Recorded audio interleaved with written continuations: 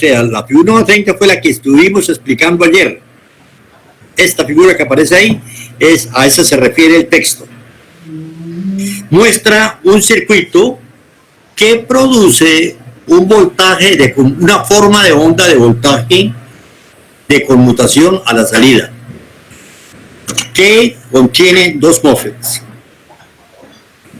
Como veremos inmediatamente, se puede encender el interruptor del lado de baja, S2, sin ningún problema, pero se requiere un circuito adicional para encender el interruptor S1 del lado de alta. El circuito de potencia se alimenta por una fuente DC de valor VDC con respecto a la referencia que es tierra, END.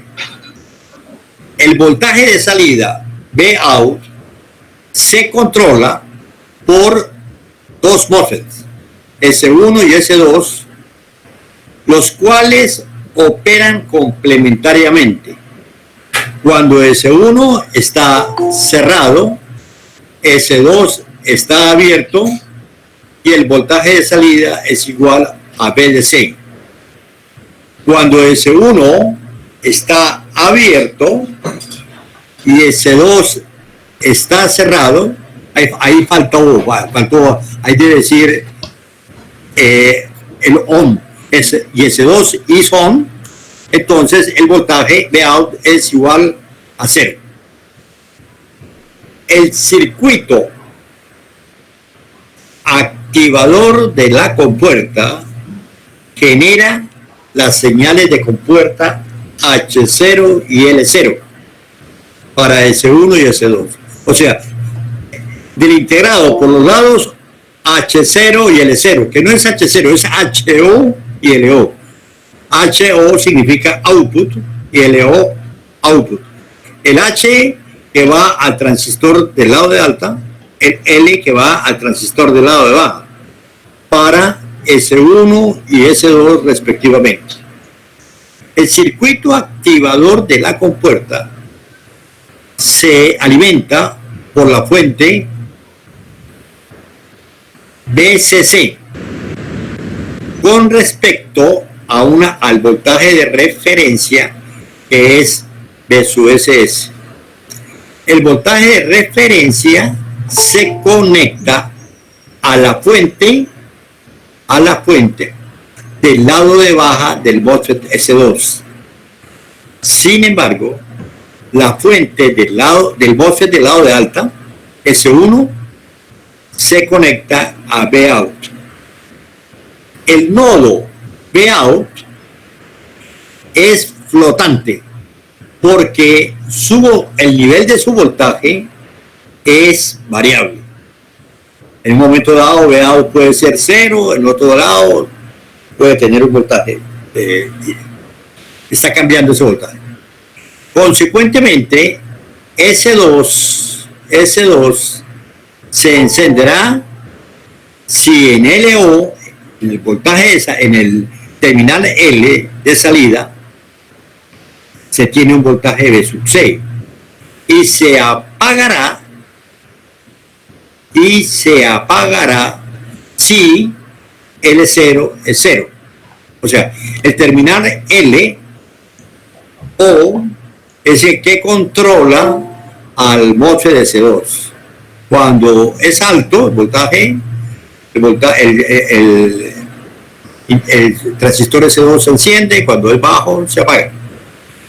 Es fácil mantener S2 en el estado de conducción en la medida que la fuente está conectada a tierra, de tal manera que V sub GS llega a ser igual a V sub CC. Para apagar S1 es también fácil. El MOSFET inferior SB en en el driver, en el circuito integrado, el driver de la compuerta, se enciende y el MOSFET SA superior se apaga. En consecuencia, el voltaje fuente compuerta de 1 es 0. ¿Sí? ¿Me escuchan? Sí, Iván. Aló. Más difícil, o sea, que no hay problemas en encender y apagar el problema es mantener el lado de alta, ¿sí? Que difícil encenderlo y mantenerlo el MOSFET superior S1. Si S1 está cerrado, está conduciendo, el nivel de voltaje de Vout es VDC. Con el fin de mantener a S1 en estado de conducción, el voltaje entre la fuente y la compuerta tiene que ser superior a ese voltaje de referencia, que es Vout, que es VDC. Entonces, ¿cómo podemos que el circuito mantenga activada la compuerta si con tal voltaje compuerta fuente? Si H0 es VCC con respecto al voltaje de referencia GND, tal como era en el caso del terminal Lout cuando estaba encendido S2, este no es suficiente para encender a S1. ¿Por qué? Porque recuerden que necesitamos tener un voltaje de 10 voltios, por lo menos 10-12 voltios, entre la compuerta y la fuente. ¿Sí? Este no es suficiente para encender S1, como el suceso sería mayor que el voltaje de referencia más un potencial VDC con respecto a la referencia GND de la fuente de S1. Entonces dice, un circuito bootstrap compuesto de un diodo DB y de un capacitor CB pueden alcanzar o pueden realizar tal función adicional. Este circuito adicional se requiere para crear el voltaje deseado. Una placa de capacitor se conecta a la fuente de S1. Cuando S2 está cerrado, a través de la trayectoria del diodo DB, CB y S2, el capacitor de bootstrap se carga a B sub C con la polaridad ilustrada en la figura. Dice entonces aquí que este capacitor, el circuito bootstrap es el diodo y el capacitor. Y que entonces el voltaje B sub CC, que es el que alimenta el integrado, que provee la limitación del integrado, el capacitor se carga a través del diodo 1 con esta polaridad, más menos. Entonces dice, acá retomamos la traducción, para comandar o para hacer que S1 se encienda, SA en la compuerta de gate se enciende por B sub G. Entonces, B sub G, que es la señal que viene del circuito de disparo, activa al transistor SA. ¿Sí? Es lo que quiere decir eso. ¿Sí? A través de SA se ve, aparece en paralelo con la compuerta fuente de S1 en serie con la resistencia de compuerta. ¿Qué significa? De aquí, en paralelo, aquí tiene el gate y la fuente de S1. Este está en paralelo, ¿con qué? con el capacitor, este está cerrado y el voltaje del capacitor está en serie con la resistencia. El conjunto, se me fue. Entonces, capacitor en serie con la resistencia y el conjunto está en paralelo. Lo vemos acá, está en paralelo. En paralelo porque este terminal es común con ese, ¿sí? Y este terminal que lo tenemos aquí, a través de SA, está conectado con el gate. Entonces, el capacitor en serie con la resistencia están conectados en paralelo con los terminales gate source de SU. Es lo que quiere decir eso. Como CB ha estado plenamente cargado, un voltaje suficiente se aplicará entre la compuerta y la fuente de S1. En consecuencia, el estado de encendido de S1 puede ser mantenido. ¿Qué pasa? Que independientemente, el truco de ese circuito es que independientemente de lo que exista en Vout, bien sea un 0 o un voltaje alto, como lo tenemos aquí, esta es la fuente, esta es la, aquí se me pierde, ¿sí? A ver, Vout puede ser o 0 o puede ser el voltaje B sub DC, que es el voltaje del circuito de potencia.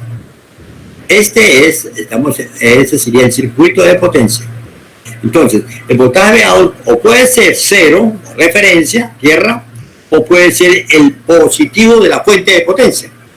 Pero independientemente de eso, el capacitor hace que el voltaje en que esté por encima de ese voltaje en el valor que está dado por V sub C, que es superior a los 12 voltios. Ese es el único, es un truco muy sencillo. Entonces dice, consecuentemente, no importa el valor del voltaje de salida, el driver de compuesta puede proveer el voltaje necesario con puerta fuente al MOSFET del lado de alta con el circuito bootstrap. Por lo tanto, si el circuito bootstrap de su C H0 estaría siendo aplicado entre la compuerta de S1 y tierra, el cual requiere un valor alto de B sub CC.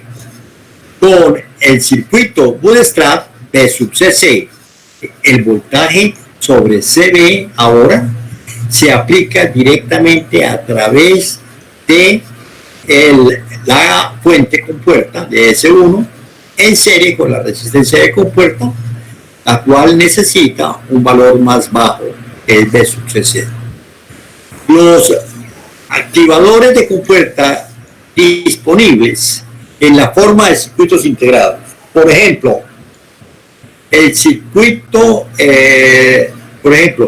para activar el interruptor en un convertidor PUC, reductor, o en un convertidor elevador, o en un convertidor reductor elevador, se puede seleccionar el MC 34152, ¿sí? Pero el más popular de los drivers son los IRF, que son de muy buena calidad y son muy difundidos. Ingeniero, ¿el circuito bootstrap viene incluido en el driver? Sí, señor, viene incluido en el driver. Claro, el capacitor está conectado externamente, ahora lo vamos a ver, ¿sí? Internamente tiene el diodo, ¿sí? Internamente tiene el diodo. El fabricante le dice, mire, conecte entre los terminales tales y tales un capacitor de tales especificaciones. Uno de esos capacitores es el capacitor del BCB, es el capacitor bootstrap. Bueno, vamos entonces a seguir aquí. Aquí lo vemos. Aquí tenemos, por ejemplo, las conexiones típicas del IR2110, muy conocido. El IR2110 me permite activar dos transistores. Lo típico de un puente H, porque siempre entonces tenemos acá la activación del lado de baja, que no tiene ningún problema, y en la activación del lado de alta, aquí me dicen el capacitor quedó colocado. Este capacitor que tenemos acá es el capacitor de bootstrap. ¿Okay? El diode sí está internamente sí. Aquí lo vemos el diagrama funcional, ¿no? Nosotros tenemos una entrada H-in, una entrada para el transistor del lado de alta, H-in, una entrada in para el transistor del lado de baja. Tenemos la salida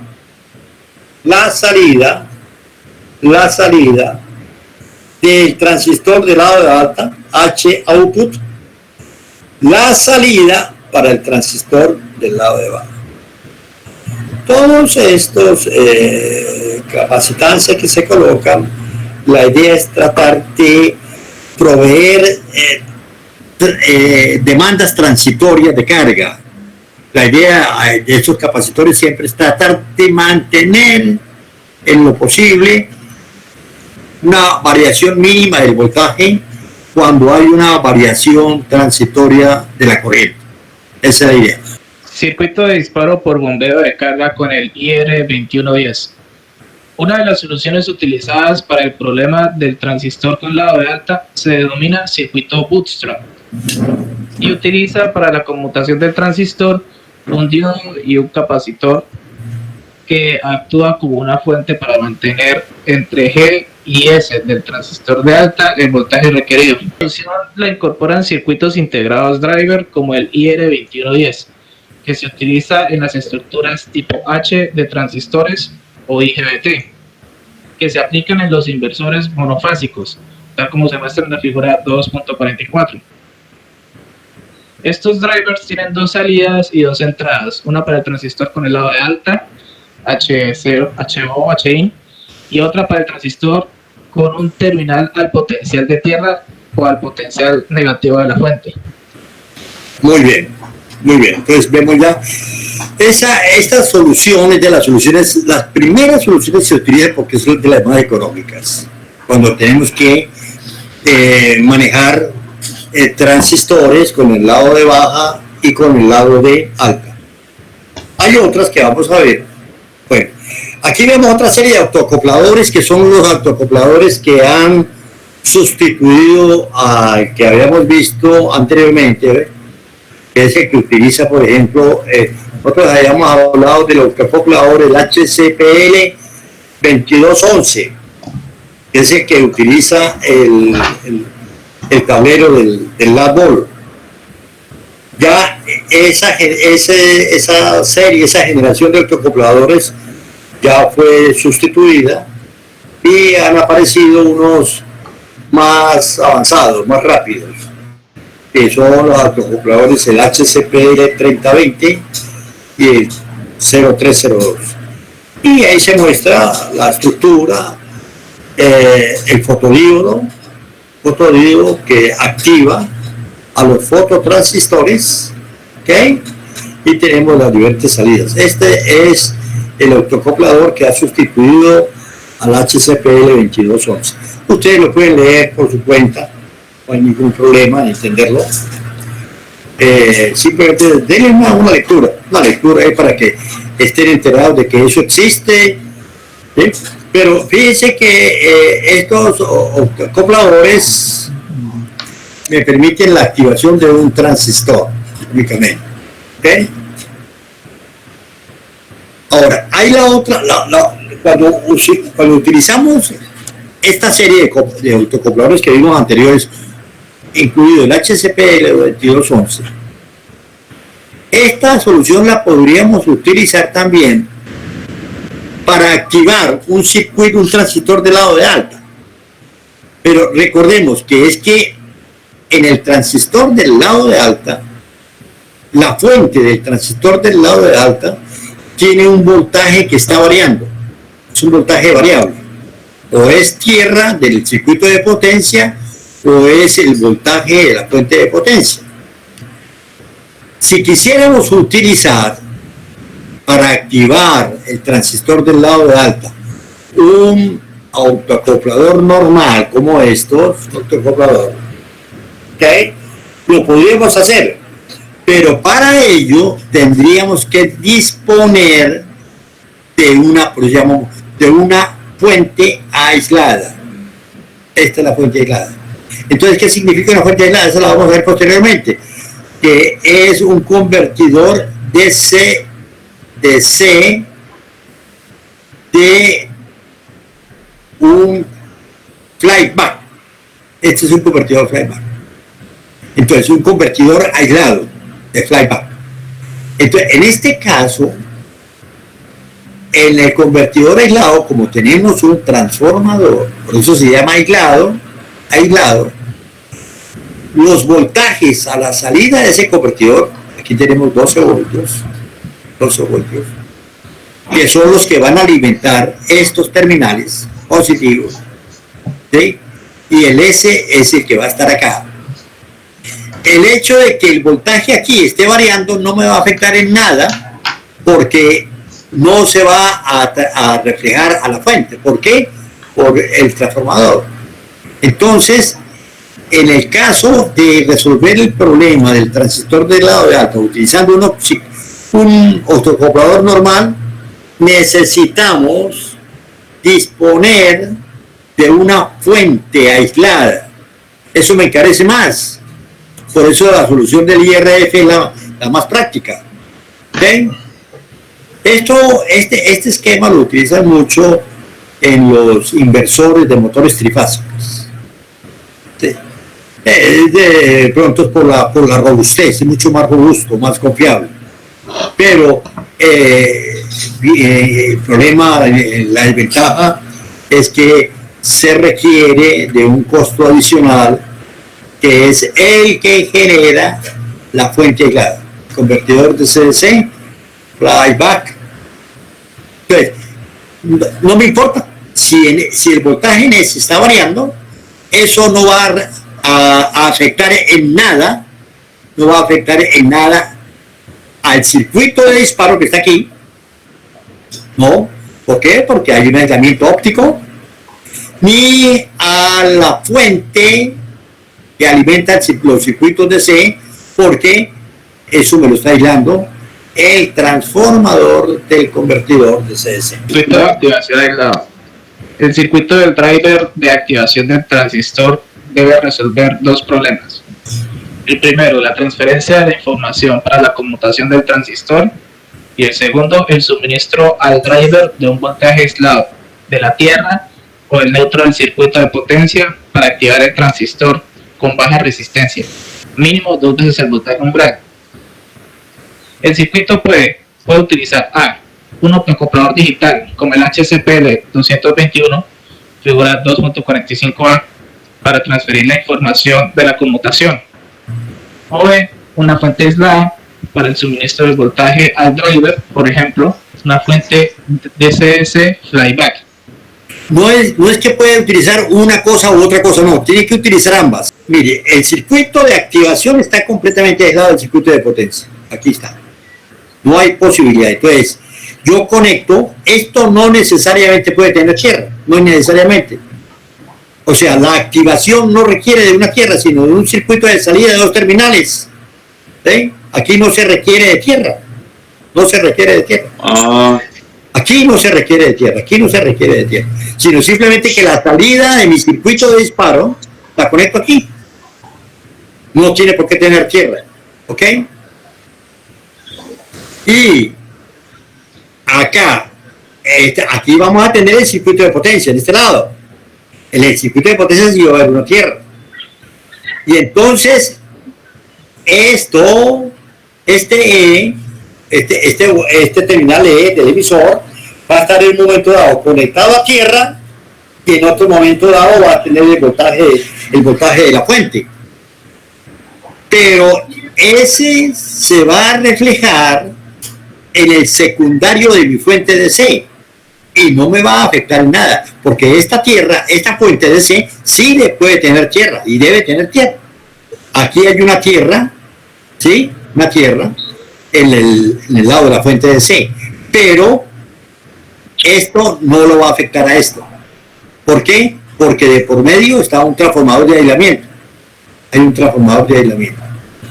Ok, pero el circuito tiene que tener tiene que tener el autoacoplador más sería A y B, más la fuente de aislación. Es que el problema es el siguiente, o sea, esta fuente que tenemos aquí, si usted va a atender, lo que dice es que si esta fuente de C viene de una fuente CDSA, la fuente CDSA, sí, señor. Recuérdese que en esa fuente el negativo no es tierra, son diferentes.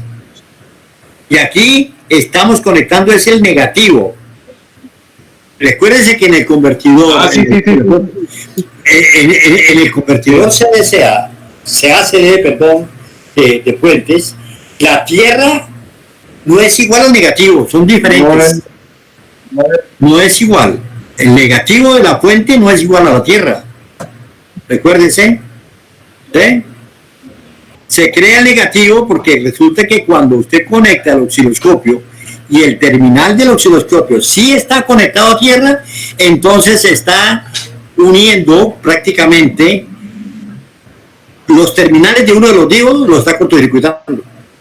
Y a pesar de que esa diferencia de potencial en el diodo es pequeña, pueden ser que es 0,8, 0,9 voltios, pero si lo está uniendo usted por un cable, que su resistencia es de miliohmios, por eso aparece la corriente alta, el corto.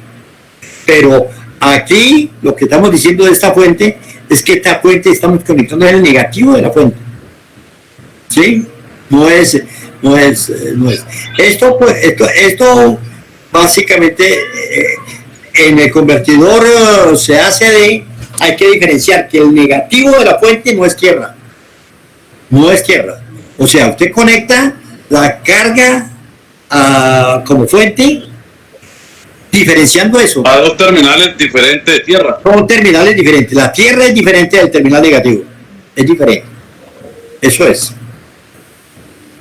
Una cosa, en el puente de diodos, uno es el negativo de la fuente de C y otro es la tierra de la fuente alterna. Son terminales diferentes. No están conectados en uno solo. No están conectados en uno solo. Muy bien. Seguimos entonces y ahora para terminar esto vamos a hablar de los circuitos smoothers. En términos generales, el circuito smoother es un circuito de protección. ¿Qué tenemos nosotros? Cuando nosotros usamos transistores, los transistores conmutan una carga. Generalmente, la carga es inductiva resistiva. La naturaleza de la carga eléctrica es inductiva resistiva. La capacitiva como carga en sí no existe, sino para compensar los efectos de la inductancia. Los motores, la iluminación, todo es, la carga es conformada básicamente, todo lo que se mueve, toda la conversión de energía eléctrica a energía mecánica se hace mediante motores, y eso es inductivo. O sea, que más del 90% de la carga es carga resistiva inductiva. Y entonces cuando tenemos el transistor para conmutar, ¿qué ocurre? Cuando cerramos no hay problema. Se cierra. Pero cuando abrimos, ¿qué pasa cuando abrimos? Cuando abrimos, la ley de Faraday-Lenz me dice que hay un L de I de T, y que por eso es que colocamos aquí, se me fue, y que por esa razón es que utilizan todos los circuitos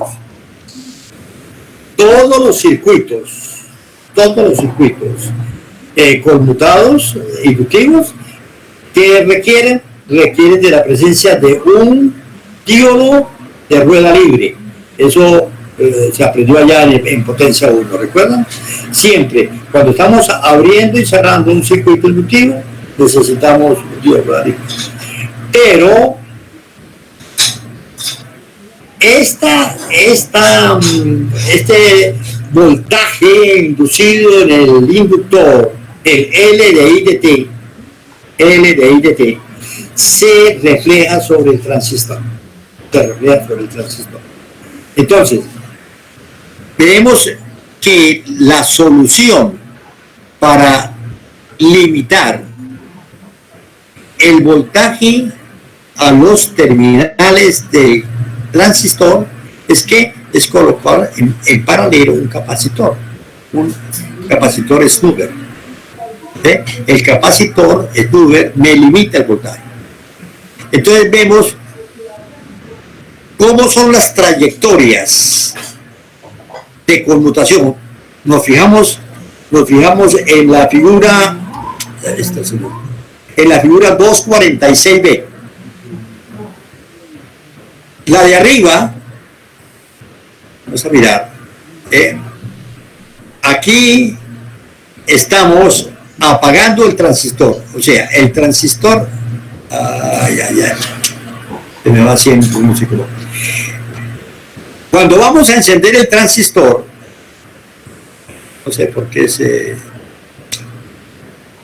el transistor, ¿qué tiene? No tiene corriente, ¿cierto? Pues está en circuito abierto. Entonces, este es el punto de operación. Cero corriente y un voltaje. ¿Cuál es el voltaje? El voltaje de la fuente. Aparece aquí. Cuando voy a encender, la trayectoria de corriente y voltaje es esta. Ella comienza a crecer la corriente. No crece linealmente, sino que crece de manera exponencial, siempre por la presencia del inductor. Entonces, él llega a una situación, esta, que es la condición del transistor cerrado. Aquí tenemos un voltaje, una caída en el transistor pequeña, y él conduce una corriente, que es su corriente nominal. Cuando yo lo voy a apagar, entonces, ¿qué ocurre? Viene un descenso, a ver, ¿qué es esto? Viene un descenso de la corriente. Ese descenso es gradual, ¿por qué? Porque la inductancia es la que limita la reducción de la corriente. Pero al limitar la reducción de la corriente, el inductor genera un sobrevoltaje. Y entonces vemos cómo en un momento dado, a los terminales del transistor se alcanzan voltajes del orden del 50-60% del voltaje que está soportando. Entonces, esta es la trayectoria corriente-voltaje que el transistor recorre cuando él se está apagando. Para evitar este sobrevoltaje, este sobrealcance del voltaje, es que colocamos este capacitor. Entonces, ¿qué ocurre? En ese momento, limitamos, impedimos, el capacitor impide que cuando se esté apagando, cuando estemos apagándolo, cuando esté apagando, él va a aumentar gradualmente el voltaje. ¿Por qué? Porque el que impide que el voltaje crezca muy rápidamente a los terminales del transistor es la capacitancia Schubert.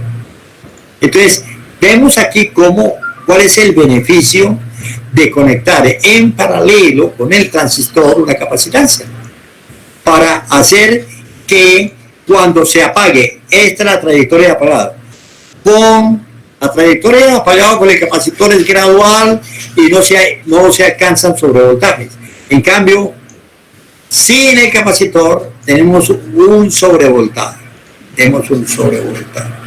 Muy bien. Entonces, ¿qué nos da a entender? Primero, vamos a ver posteriormente, cuando veamos los convertidores aislados, que nosotros en el primario de un transformador estamos conmutando. ¿Sí? ¿Y qué ocurre? El primario de un transformador tiene una corriente de magnetización.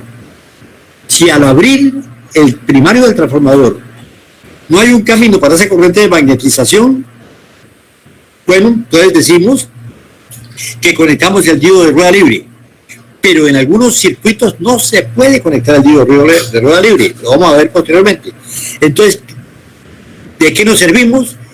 Del capacitor, para que en un momento dado esa corriente de magnetización cargue el capacitor y se le presente ese camino.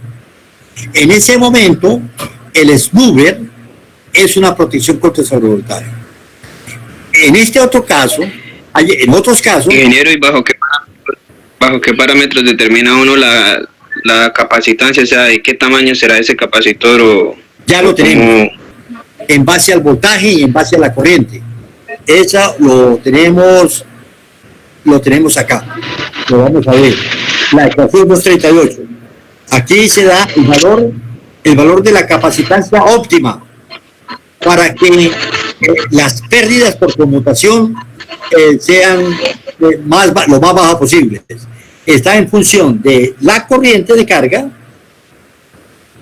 y el tiempo de conmutación, el periodo, y el voltaje. Esta es la ecuación y eso lo vamos a deducir en la próxima clase. El valor de la capacitancia depende de la corriente, del voltaje y de la frecuencia. Muy bien. Corriente crece y después decrece. No entiendo, ¿a cuál gráfica quiere? ¿Esta o esta? La con capacitor. ¿Por qué la corriente crece y luego decrece? No, porque póngale cuidado. Esta es el camino para encender. ¿Sí? Para encender. ¿Por qué? Porque recuérdense que inicialmente, ¿qué pasa con un capacitor? Es un corto. Un capacitor se va cargando, ¿sí? La corriente se va reduciendo. En la característica de voltaje corriente de un capacitor, la máxima corriente ocurre al inicio, porque al inicio, entre T igual 0 menos y 0 más, en un capacitor descargado, el capacitor se comporta como un corto. A medida que el capacitor se va cargando, la corriente se va decreciendo. Eso explica que en un momento dado crezca y después decrezca. Potencia de esto es lo que ocurre dentro del transistor, ¿no? Dentro del transistor. Recuerden que el transistor se comporta. El transistor lo que obedece es una orden del voltaje de compuerta.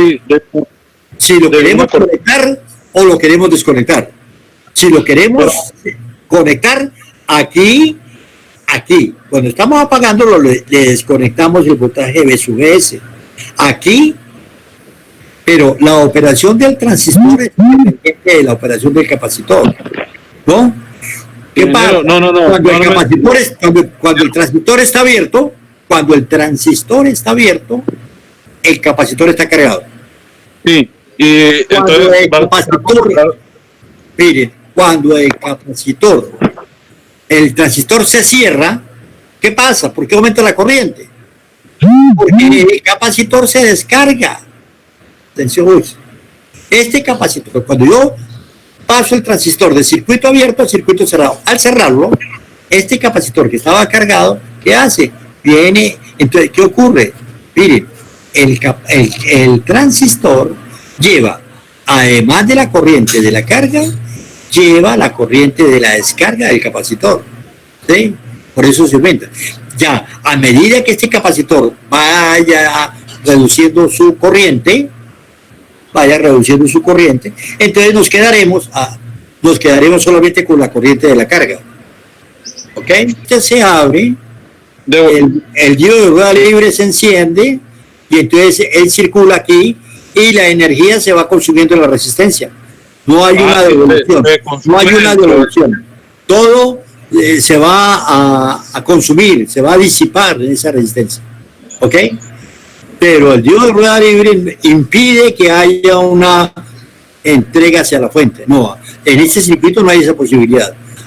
Hay circuitos especiales que permiten devolver la energía cinética del motor para reinyectarla a la fuente, pero no es el caso. Este no es el caso. ¿Ok?